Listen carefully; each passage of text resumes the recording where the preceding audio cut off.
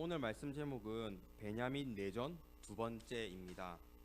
사사기 20장은 48절까지 굉장히 긴 말씀입니다. 해서 11절가 읽었지만 20장 전체를 말씀을 나누도록 하겠습니다. 우리 바로 앞장이었던 사사기 19장은 베냐민 내전 시작의 이유였습니다.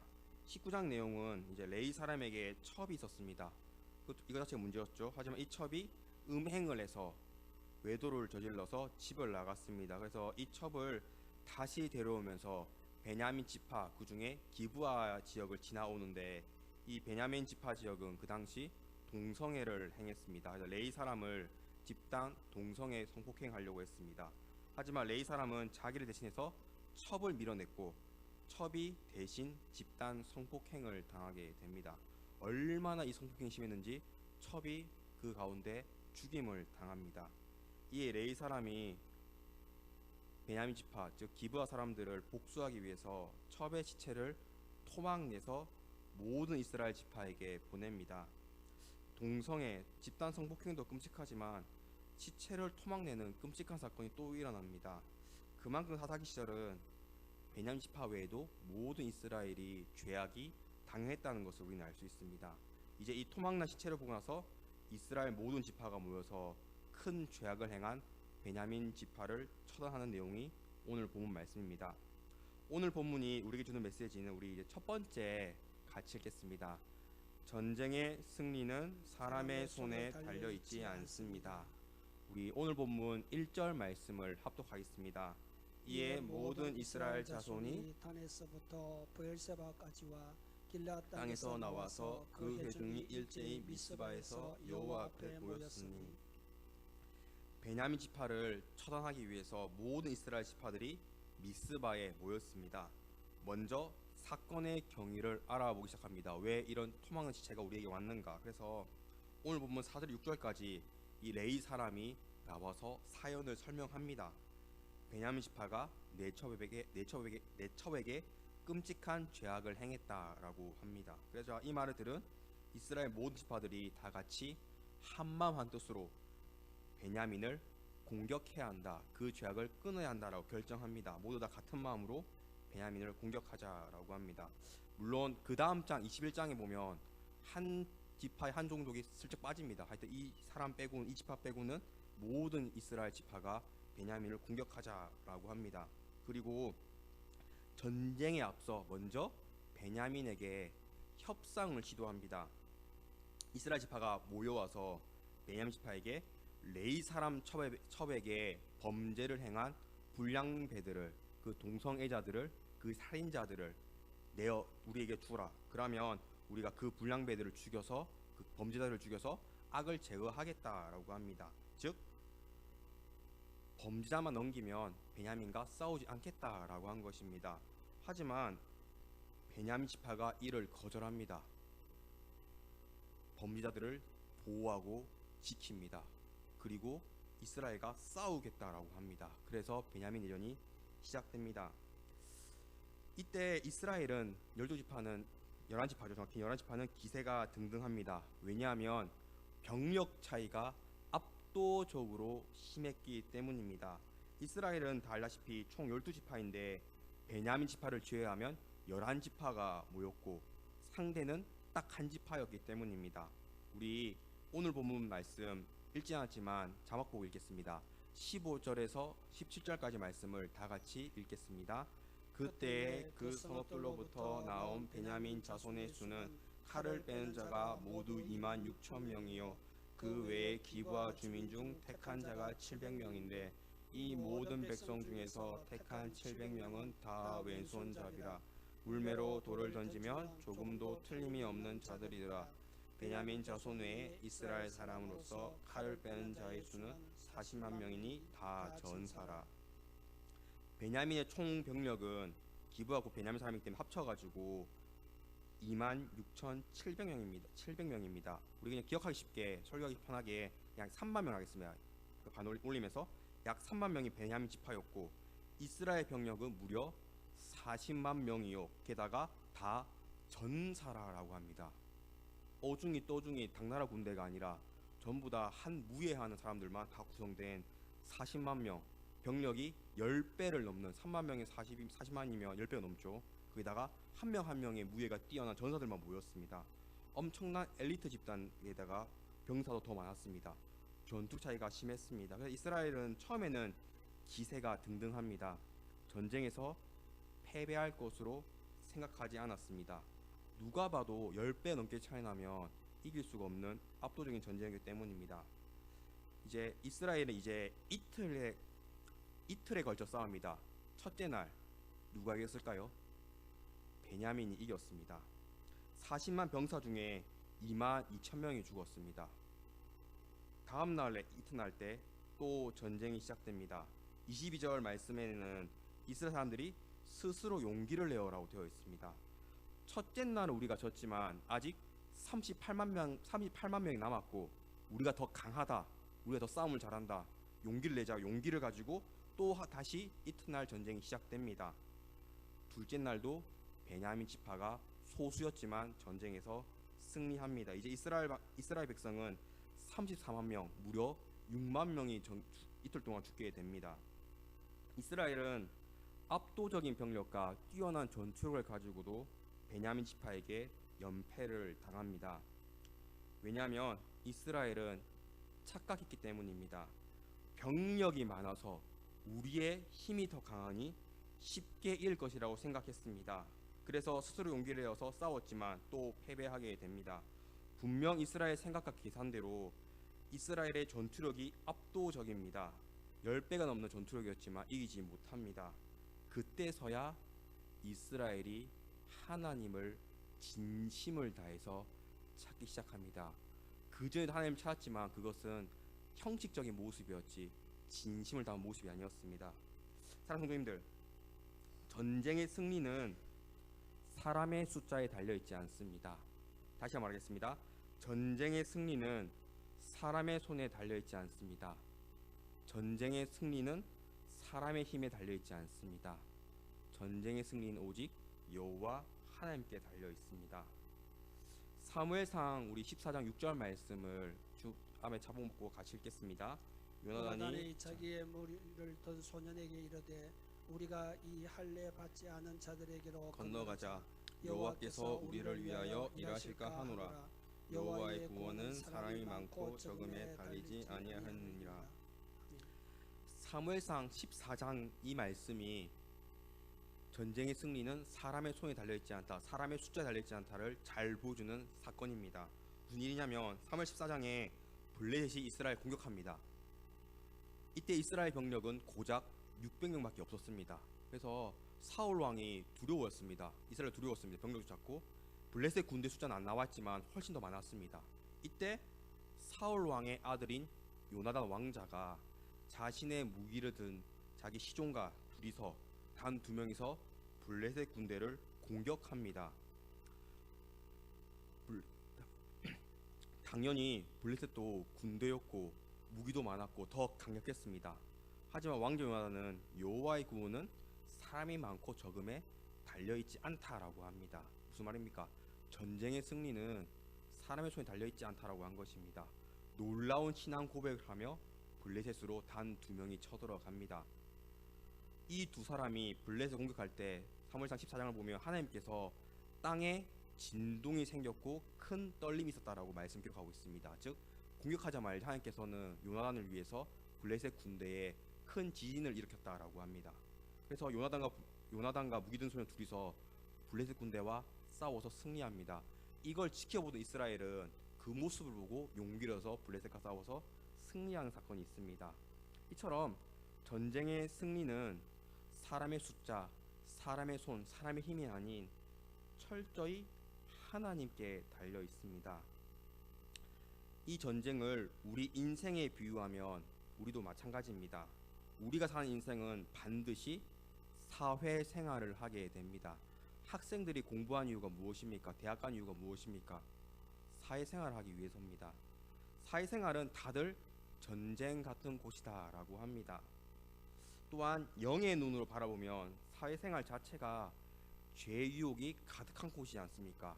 술 문화 당연하고 승진하기 위해서는 온갖 추악한 편법을 다 행하지 않습니까? 살아남기 위해서는 다른 사람을 깎아내려야 하지 않습니까? 뇌물까지 바쳐야 하지 않습니까? 사회생활이 곧 영적 죄욕이 가득하니 영적 전쟁 그 자체인 곳입니다.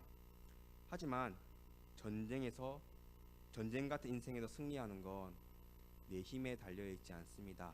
내 손이 아닙니다. 내 인맥이 아닙니다. 오직 하나님께 달려 있습니다. 많은 성도들이 이 전쟁 같은 사회생활, 전쟁 같은 인생에서 패배합니다. 왜일까요? 간단합니다. 하나님을 의지하지 않았기 때문입니다. 의지하더라도 형식적인 모습으로 의지했기 때문입니다.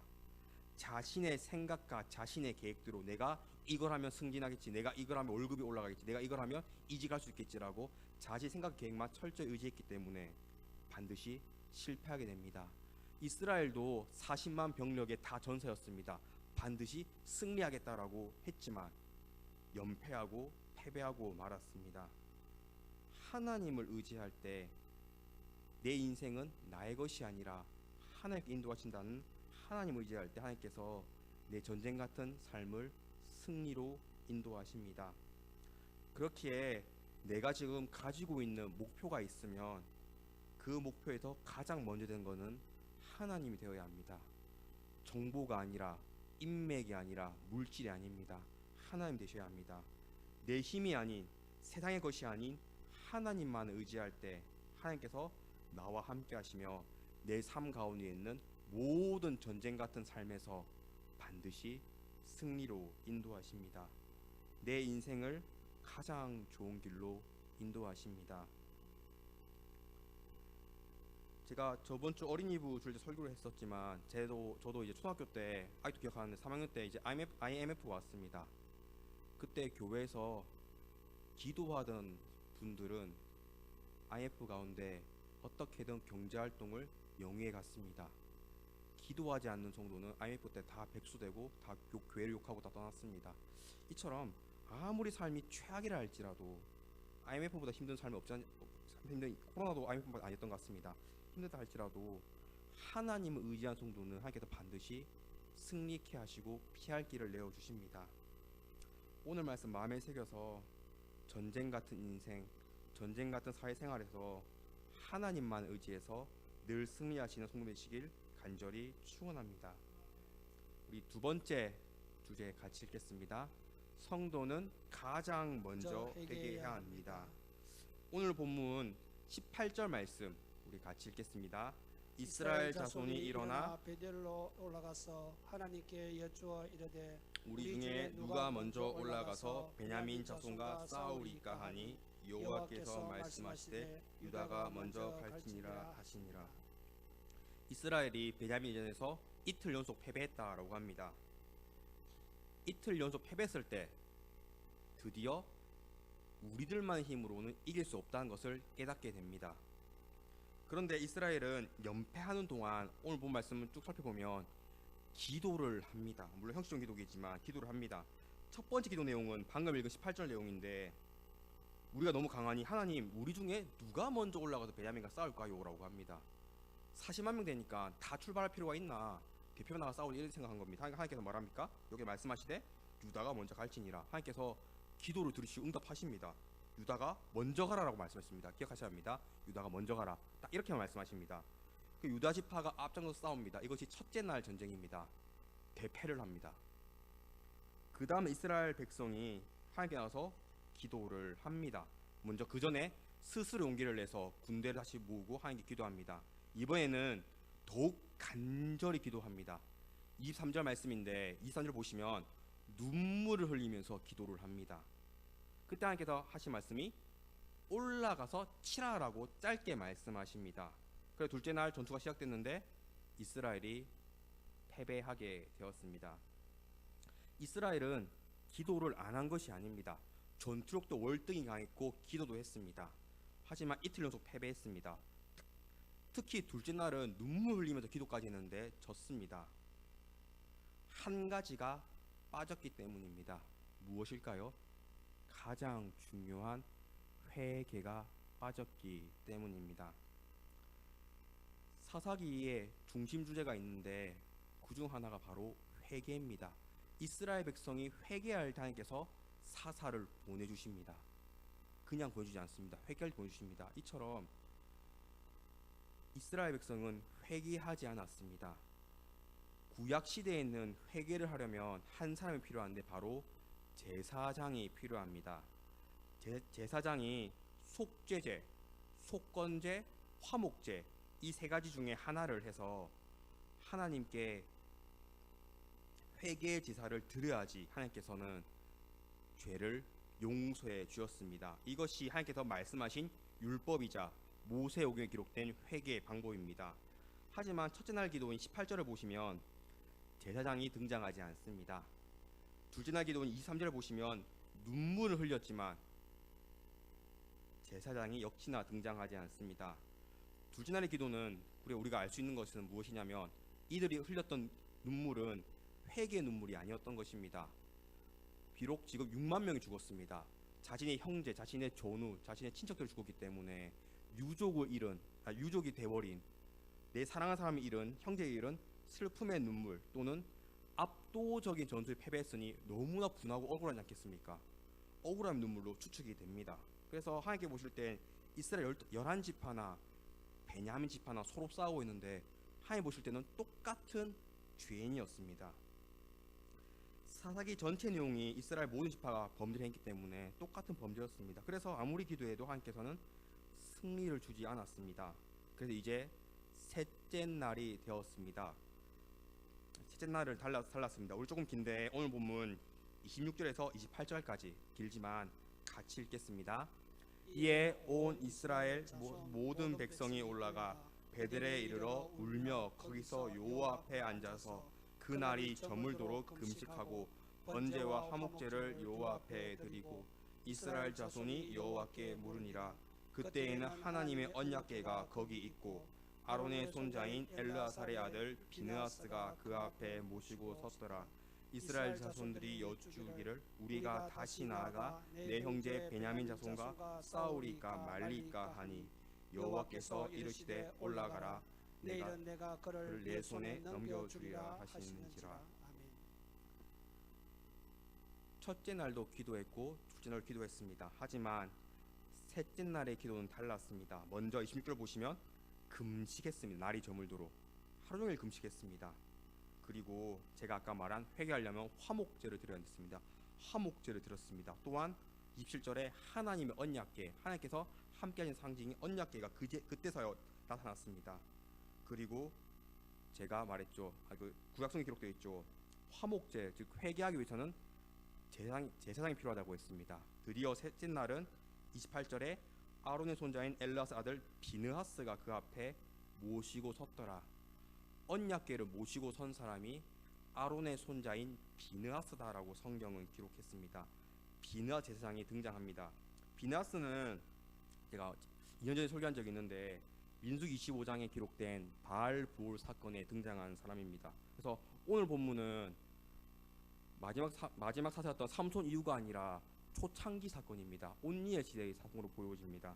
하여튼 바알부올 사건이 있습니다. 바알부올이 뭐냐면 이스라엘이 이제 모압 여인들과 음란하게 하나님을 버리고 바알을 섬긴 사건입니다. 이때 모세와 아론은 아무것도 못합니다. 권력이 있는 자였기 때문에. 하지만 아론의 손자인 젊은 비느하스가 바알부올 사건에 격분하여서 이 범죄한 자들을 다 죽여버립니다. 그래서 하나님께서는 비느하스에게 너에게 영원한 제사장 직분을 허락하시고 영원한 평화의 언약을 주겠다라고 약속하였습니다. 그래서 민수기 25장에 등장한 비느하스가 오늘 본문에 등장한 비느하스와 똑같은 사람입니다. 아론의 손자였기 때문에. 그래서 오늘 베냐민 리는 사건은 이제 이스라엘 백성이 가나안 땅을 차지하고 나서 그들 가운데 동성애라는 악한 문화 시작됐을 때 이제 이걸 회개하고 이제 전쟁으로 중식되는 사건입니다. 이제 비느하스 제사장을 중심으로 이스라엘은 금식하며 언약궤 앞에서 하나님 앞에서 자신의 죄를 이제서야 눈물로 회개하기 시작합니다. 그 앞의 눈물은 회개의 눈물이 아닌 패배로 인한 슬픔의 눈물, 분노의 눈물이었겠지만 셋째 날의 눈물은 화목제를 드리면서 언약궤 앞에서 비느하스 제사장을 통해서 우리들도 베냐민 자손과 똑같은 죄인이구나를 깨달았습니다. 회개 눈물 흘리면서 진심으로 회개 기도를 하였습니다. 하나님께서 이스라엘 회개 기도를 들었습니다. 첫째 날에는 유다가 올라가라라고 말씀했습니다. 짧게. 둘째 날에도 올라가라 말씀하셨습니다. 하지만 중요한 점은 하나님께서는 올라가라고 했습니다. 전쟁에서 승리하게 주다는 말을 한마디도 안 했습니다. 올라가라고 했습니다. 가라, 끝. 가라, 승리하게 주겠다가 맞는 말입니다. 셋째 날에 함께 회개 기도를 하나님께서 말씀하십니다. 28절 하반절 보시면 올라가라, 내일은 내가 그를 내 손에 넘겨주리라. 앞에 첫째 날 둘째 날은 올라가라라고 했습니다. 끝이었지만 회개 기도했을 때 올라가라, 내 손에 넘겨주겠다고 강력한 승리의 확신의 말씀을 하셨습니다. 구약성을 읽으면 하나님께서는 전쟁의 승리 약속하실 때 항상 내 손에 넘겨주겠다 또는 한 사람씩 하겠다라고 말씀하십니다. 이스라엘이 진심을 담은 회개를 했을 때, 회개를 했을 때 하나님께서는 내 손 넘겨주겠다라고 승리를 말씀하셨습니다. 사랑하는 님들, 다들 기도가 중요한 거 알지 않습니까? 그래서 수요 기도의 자리에 나와서 기도하고 새벽 기도 시간 나와서 기도하지 않습니까? 하지만 가장 중요한 건 바로 회개 기도입니다. 가장 먼저 돼야 할 것은 내 죄를 회개하는 회개 기도입니다. 우리는 죄인입니다. 매일매일 죄 유혹에 넘어지는 죄인입니다. 작은 죄라도 우리가 자주 하는 게 뭡니까? 짜증내는 것도 사실 죄입니다. 작은 것도 다 죄입니다. 게으른 것도 죄입니다. 모든 게 다 죄입니다. 또한 내가 모르도 지은 죄도 있습니다. 내가 의도치 않았지만 죄가 될 때도 있습니다. 즉 사람은 언제든지 스스로 죄를 짓는 자범죄를 범하는 악한 존재입니다. 그렇기에 우리는 죄인이고, 죄인이 기도할 때는 죄를 회개하고 나서 하나님께 이것저것 도와주세요라고 기도해야 합니다.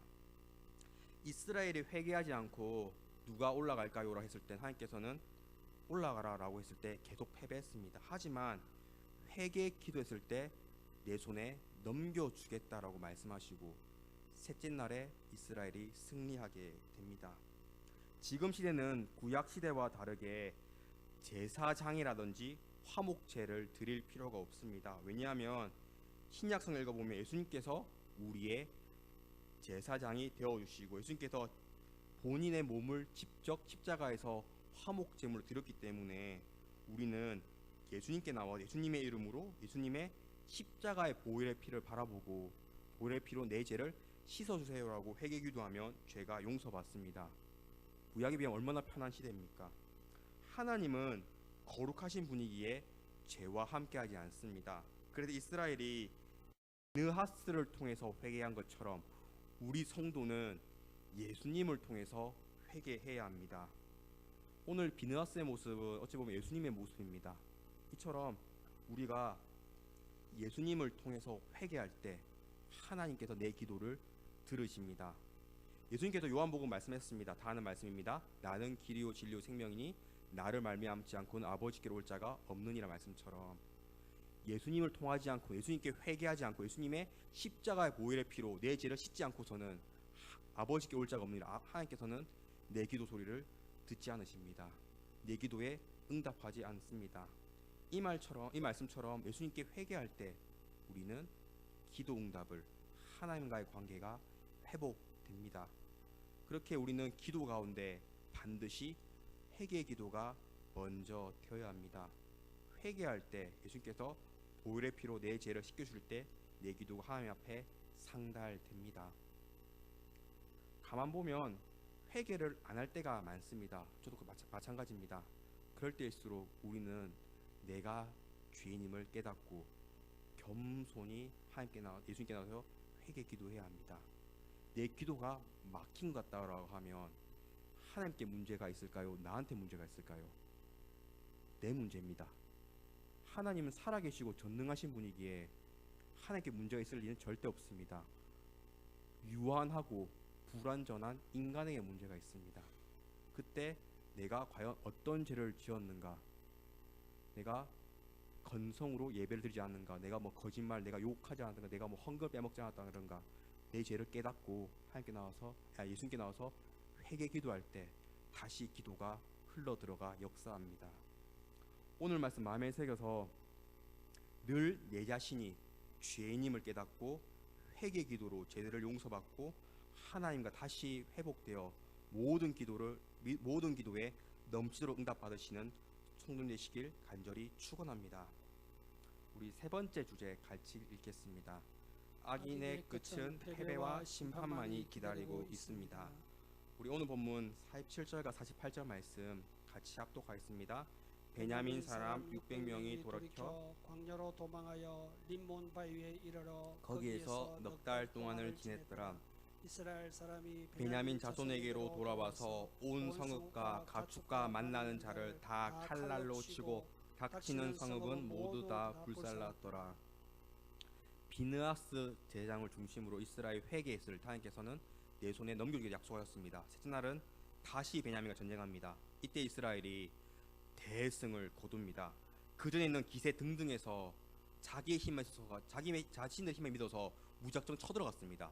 셋째 날은 하나님께서 지혜를 주사 유인해서 싸우자라고 합니다. 자기들이 병력이 많았지만 자신들의 힘을 믿는 것이 아니라 하나님께 겸손히 하나님의 지혜로서 유인해서 싸웁니다. 베냐민 지파가 이 유인에 빠집니다. 하나님께서 역사에서 베냐민 사람들의 마음을 바꾸사 베냐민 지파들이 유인 계책에 빠집니다. 그래서 베냐민 군대가 참패합니다. 방금 읽은 47절 말씀처럼 베냐민 남자 600명만 살아남습니다. 그리고 48절 말씀처럼 이스라엘 백성이 베냐민 지역을 돌아다니면서 온 성읍과 가축과 만나는 자를 다 칼날로 치고 닥친 성읍 모두 다 불살랐더라.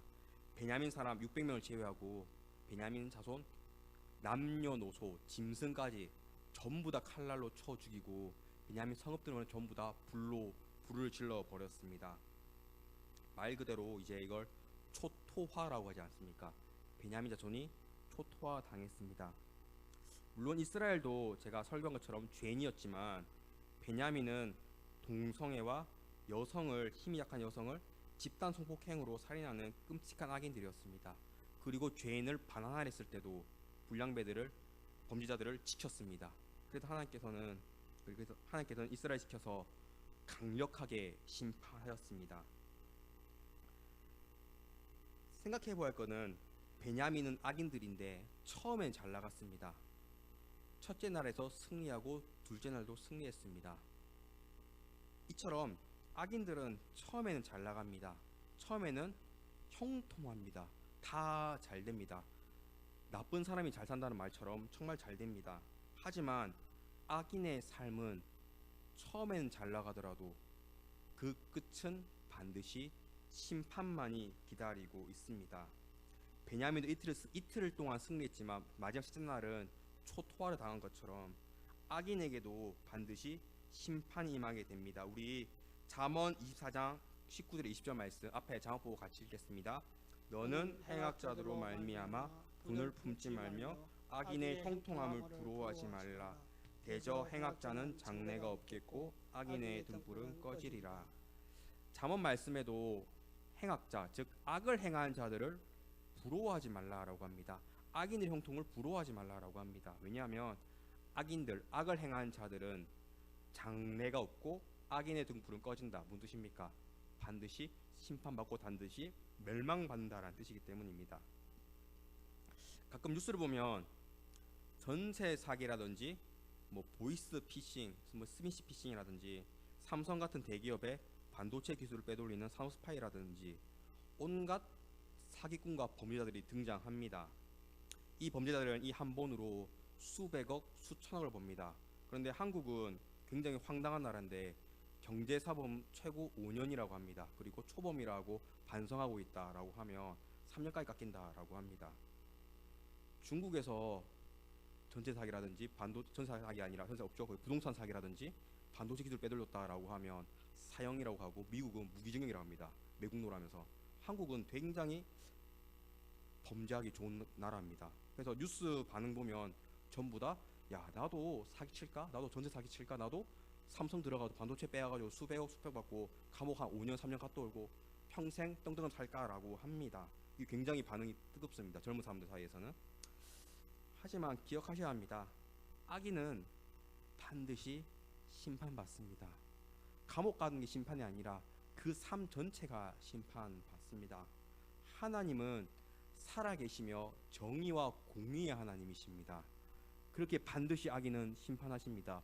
우리나라 법이 약해서 솜방망이 처벌이라서 약하게 처벌할지라도 하나님께서 반드시 살아계시기 때문에 심판하십니다. 그래서 성도는 악인으로 살아서는 안 됩니다. 악인의 반대가 무엇입니까? 의인입니다. 성도는 의인으로 살아야 합니다. 우리 시편 5편 12절 말씀을 잠보 같이 읽겠습니다. 여호와여 주는 의인에게 복을 주시고 방패로한 같이 은혜로 그를 호위하시리이다. 아멘.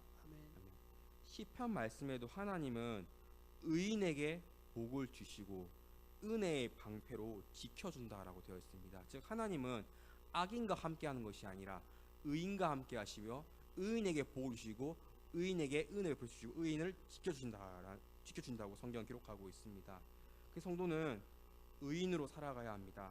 세상 사람들은 지금 온갖 사기꾼이 넘치기 때문에 정직하게 살면 바보가 되는 세상이다라고 할 때도, 또한 전부 다는 편법이다라고 할 때도, 안 잡히면 죄가 아니다라고 할 때도, 선한 데 지혜롭고 악한 데 미련하는 로마서 말씀처럼 의인은, 성도는 항상 선하게 살아야 합니다. 의인으로 살아야 합니다. 악인의 삶은 당장 달콤해 보이고 잘 먹고 잘 사는 것 같지만 그 끝은 반드시 심판만이 기다리고 있습니다. 베냐민 지파도 처음에는 전쟁 승리하고 또 전쟁 승리했습니다. 잘 나갔지만 결국 그 지파는 초토화를 당한 것처럼 악인의 삶은 당장은 유익해 보여도 그 끝은 심판만이 기다리고 있습니다.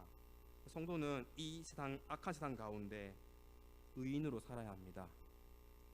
의인으로 살 때 하나님께서 함께 하시며 세상이 줄 수 없는 복과 은혜로 채워 주십니다. 갈수록 악해진 세상입니다. 사사기는 지금 우리나라를 향해서 한 하나님의 말씀 같습니다. 사사기는 결국 회개를 하고 하나님 의지할 때 하나님께서는 회복해 주셨습니다. 내 삶도 당장 세상이 악하게 사는 게 달콤해 보여도 그걸 따라가는 것이 아니라, 죄인의 길을 걸어가는 것이 아니라 오늘 말씀 마음에 새겨서 의인의 길을 걸어가시길 바랍니다. 오늘 말씀 주제처럼 전쟁 같은 세상에서 하나님만 의지하며 늘 회개하여서 복과 은혜 가득한 의인으로 살아가는 베델교 되시길 간절히 축원합니다.